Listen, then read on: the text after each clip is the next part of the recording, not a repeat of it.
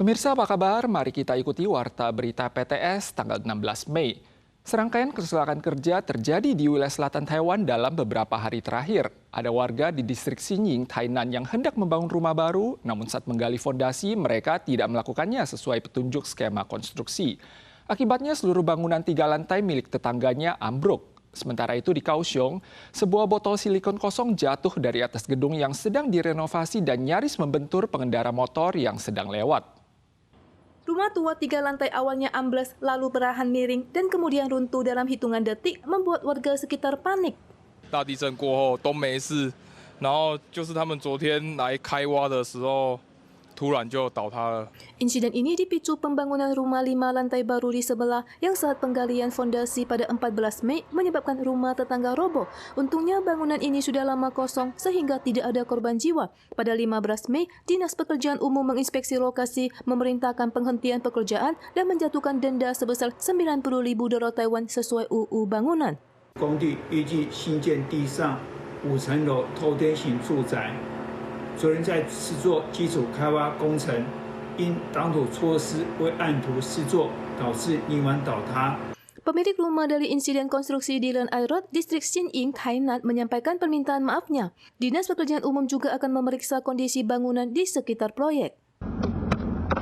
Insiden kerja juga terjadi di Kaohsiung pada 14 Mei saat seorang pengendara motor hampir tertimpa botol silikon kosong yang jatuh dari proyek bangunan. Selain botol, ada laporan batu kecil jatuh mengenai atap kendaraan. Dinas Pekerjaan Umum segera melakukan inspeksi setelah menerima laporan. Dinas Pekerjaan Umum menjatuhkan denda 90.000 dolar Taiwan kepada kontraktor sesuai UU bangunan dan memerintahkan penghentian pekerjaan untuk pemeriksaan keamanan menyeluruh. Diketahui saat pengerjaan saluran pembuangan limbah pada gedung yang sama pada tahun 2023 juga pernah terjadi longsor tanah yang menewaskan 1 pekerja dan melukai 1 lainnya. Sebuah bus Kuokwang yang baru saja berangkat dari Bandara Taoyuan menuju Taipei dini hari tadi menabrak dinding jalan saat berbelok di tikungan. Seluruh 31 penumpang di dalamnya termasuk warga asing dikirim ke rumah sakit. Untungnya sebagian besar hanya mengalami luka lecet dan koyak. Penyebab kecelakaan tersebut masih sedang diselidiki. Kaca depan semuanya pecah. Tanggal 16 dini hari, sebuah bus Kuokwang nomor 1819 mengalami tabrakan di pintu keluar stasiun bus Terminal 1 Bandara Taoyuan, mengakibatkan penumpang di dalamnya terluka. Untungnya mayoritas hanya luka lecet dan koyak. Pecahan kaca berserakan di lokasi kejadian. Bus tersebut meninggalkan Bandara Taoyuan menuju Taipei, namun saat belok malah menabrak tembok jalan tanpa alasan jelas. Ada total 31 penumpang di dalamnya, termasuk 9 warga Taiwan dan 22 WNA asal Korea Selatan, Jepang, Myanmar, dan Malaysia. Jumlah penipuan pada bulan April tahun ini mencapai lebih dari 15.000 kasus dengan total kerugian finansial melampaui 7,6 miliar dolar Taiwan. Sekarang malah dilaporkan ada seorang polisi Pusat Pencegahan Kriminalitas Penipuan dari Biro Investigasi Kriminal yang juga tertipu untuk melakukan investasi dan mengalami kerugian lebih dari 10 juta dolar Taiwan dalam 3 bulan. Polisi bekerja sama dengan selebriti Rio Peng dalam mempromosikan pencegahan penipuan. Pada konferensi pers tanggal 16, mereka menyatakan bahwa upaya pemberantasan penipuan telah membuahkan hasil positif. 比起去年最高峰8月份的时候呢，案件数下降了22.36%。 Menariknya, salah satu korban dalam data resmi adalah seorang polisi dari tim pengawas keuangan Pusat Pencegahan Kejahatan Penipuan Biro Investigasi Kriminal. Ia terjebak investasi palsu lewat iklan Facebook dan menginvestasikan puluhan juta dolar Taiwan pada saham yang dijanjikan naik pesat. Dalam 3 bulan, dia menarik dana sebanyak 6 kali dan akhirnya tertipu hampir 11 juta dolar Taiwan. 我们对于这些反诈交易，我们不管是对民众或者是对我们的远景，我们都一直在施教。我相信，只要民众能够常常上网来看打诈仪表板，就可以去预防，也提升自己的反诈的免疫力。 Pada April tahun ini saja, polisi telah menangani lebih dari 15.000 kasus penipuan dengan kerugian mencapai 7,6 miliar dolar Taiwan. Bahkan ada beberapa karyawan First Bank di Ilan yang diduga direkrut menjadi anggota sindikat penipuan dan diperiksa oleh kejaksaan. Pihak bank menyatakan akan kooperatif dan menyampaikan hal ini tidak berdampak terhadap operasional bank. Saat melakukan patroli kemarin malam, petugas kepolisian kota Taoyuan melihat seorang PMA yang sengaja menghindar dan mencoba menyembunyikan sebotol pengharum ruangan di balik tubuhnya saat digeledah. Alhasil diketahui bahwa botol tersebut berisi narkoba level 2, yakni amfetamin. Saat disobek, narkoba ditemukan dalam botol pengharum ruangan. Saat berpatroli tanggal 15 malam, polisi melihat seorang PMA laki-laki sengaja menghindar dan pergi memeriksa.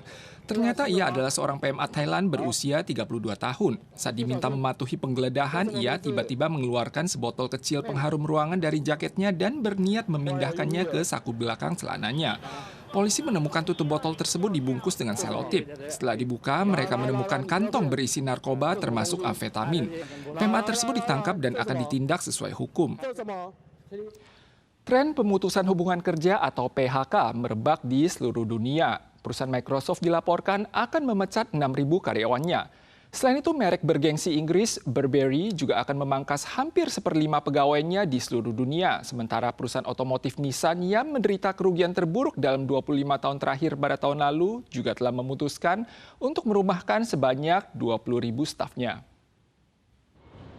Nissan yang gagal merger dengan Honda mengumumkan laporan keuangan 2024 pada hari Selasa dengan kerugian sebesar 670,8 miliar yen. Demi bertahan, Nissan mengumumkan PHK massal, di mana dalam 3 tahun ke depan akan ada pengurangan 20.000 karyawan atau sekitar 15% dari total tenaga kerja globalnya. Selain itu juga akan menutup 7 pabrik dan kapasitas produksi tahunan akan dikurangi dari 3,5 juta unit tahun lalu menjadi 2,5 juta unit. Selain masalah manajemen internal, Nissan juga mengakui kebijakan tarif Trump akan memperparah krisis yang sedang dihadapi perusahaan dengan perkiraan dampak finansial mencapai 450 miliar yen. Kerugian pada kuartal kedua tahun ini diperkirakan akan mencatat sekitar 200 miliar yen. Tak hanya industri otomotif, pasar barang mewah juga mengalami kelesuan dalam beberapa tahun terakhir. Merek asal Inggris Burberry yang kendati laporan keuangannya melampaui ekspektasi, namun mengalami penurunan omset 17% pada tahun lalu dengan penjualan melemah di Asia Pasifik dan Amerika. Burberry mengumumkan akan melakukan PHK terhadap 1.700 karyawan atau sekitar 20% dari total tenaga kerjanya. Sementara itu, Microsoft yang tengah gencar membangun pusat AI juga dikabarkan akan memangkas 6.000 karyawan. Namun Microsoft menyatakan PHK ditujukan untuk mengurangi manajer tingkat menengah dan efisiensi biaya, bukan karena masalah kinerja. Pada dasarnya, pendapatan Microsoft telah melampaui ekspektasi Wall Street selama 4 kuartal berturut-turut dengan harga saham yang mendekati rekor tertinggi dalam sejarah. Langkah ini diambil sebagai bagian dari strategi pengembangan bisnis ke depan. Pemirsa sekalian, sekian Warta Berita dari PTS. Kita sual lagi di lain kesempatan. Sampai jumpa.